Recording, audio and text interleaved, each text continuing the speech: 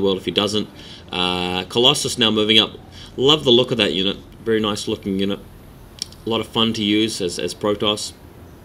A lot of fun to kill as Terran if you have some Vikings, because they can't do anything against Vikings, and you feel really good, you know, getting rid of that unit, which could potentially have done so much damage to you had you left it unchecked.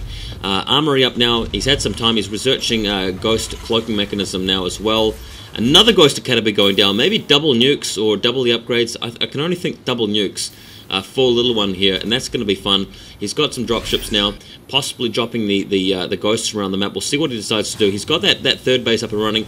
Really, you don't need much more than 3 bases to hit 200 in StarCraft 2. Units that can produce quite quickly. They're quite cost efficient. Both players on 3 bases. No real need to stretch out and create more room, more options for your opponent to attack you and waste your money short term. I think 3 bases is the good way to go.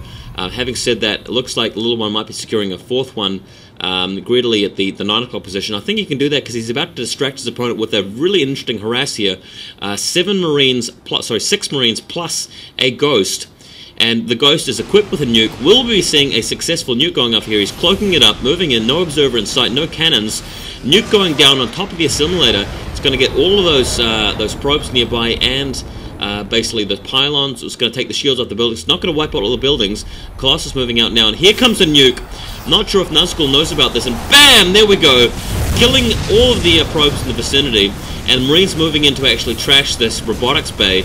That's nicely played. Killing the Robotics bay. It's good that he had the Marines to support, and as soon as the Colossus come over, though, that's the end of harass, because the Colossus are easily going to mop up those Marines. Very cool stuff, and now Nazgul's going to be in the defensive. He's going to have to watch out for these sorts of attacks from the left field and right field, wherever they're going to come from. The Cloak's going to be able to help the Marines get into position. Sorry, the Ghosts to get in position. Oh, look at this fusion core now, and he's adding starports with tech labs. This could be battlecruiser time, guys. Battlecruisers make for a really interesting game, and I'm glad that they're a viable unit in TVP at the moment. Back in Brood War, you couldn't really see them in a TVP ever, just because of the usefulness of Sonic Storm and, you know, Dragoons being so powerful against air units.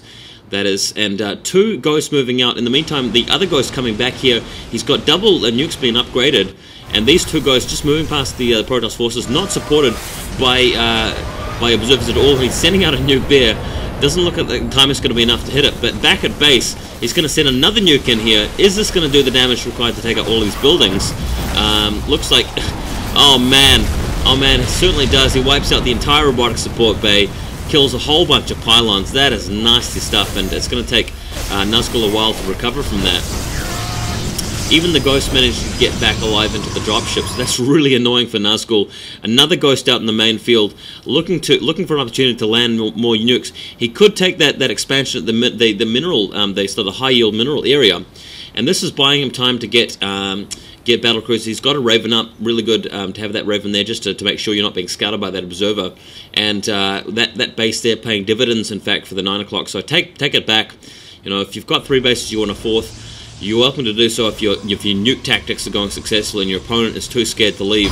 Looking around for your army, looks like Nazgul's going for a 4th base of his own up at the 3 o'clock position. He has actually run out of minerals at home, so it's probably good that he's done that. Has the observer spotted the battlecruiser? I'm not too sure yet, but what would he do against the battlecruisers? I guess there are a few options. You can go mass stalkers, not really brilliant against battlecruisers. Picking off that dropship though, very nicely played using Blink there. So that's going to put an end to that dropship harass with the nukes. Large Protoss force now mopping up this 9 o'clock position, so that's really why you wouldn't have gone it for earlier. Nice! He's got a nuke about to be dropped here in the middle of the map on that high yield yellow minerals. BAM! Taking out all of the probes. That was a sick nuclear missile. That was absolutely devastating. Wiped out every single probe of that expansion. So well played there by Little One, and unfortunately Nazgul not spotting it in time. You just don't get enough warning against these nukes these days. And gearing up for a counterattack there. He's got all their supply depots in the way, so Nazgul's army can't move up the ramp and trash him. In the meantime, battlecruisers are being added to the mix. Man, what a game so far. We've seen 2 or 3 nukes already. It looks to be even in terms of supply. It's been 3 bases against 3 bases for a while, with the 4th bases added. But man, that harassment is really evening it up for Little One, because of all of those minerals, you know, being mined there by Nazgul. He's going to get away with it. But after the probes got wiped out, nothing happening after that. Anyway, we've got 4 battlecruisers up and running. This is more than I've ever seen in a serious game, a high-level game of Terran versus Protoss. Looks like there are more on the way. And that observer surely has seen those battlecruisers. What is he going to do against that? Battlecruisers should be able to mop up the enemy army, because Colossus cannot hit air units, and Immortals cannot hit air units. And if it's just 8 Stalkers, they are going to be toast against 4 battlecruisers any day of the week. I'm not too sure if Little One has started to upgrade his battlecruisers much, but you know, it's not going to take many of them to wipe out Stalkers. You need Phoenix, you need Void Rays, you need maybe Archons, you need High Templars with Storm, anything that really does a serious damage to them over a quick space of time. Bam! Killing the Observer. No way that's going to continue in there. He's got the turret as well, so that actual Raven there is going to be able to put out defense seeker zone, the point drones. Forget what those things are called. He's got a Ghost there as well to nuke if he needs to, or to EMP the Stalkers. Really good position here for a Little One. And here he comes now. Battlecruisers moving in. They're going to start having a crack at the probes. Taking out the assimilator now and a nuke simultaneously. This is really going to do some serious damage to the expansion. I'm not sure if he even needs the nuke there.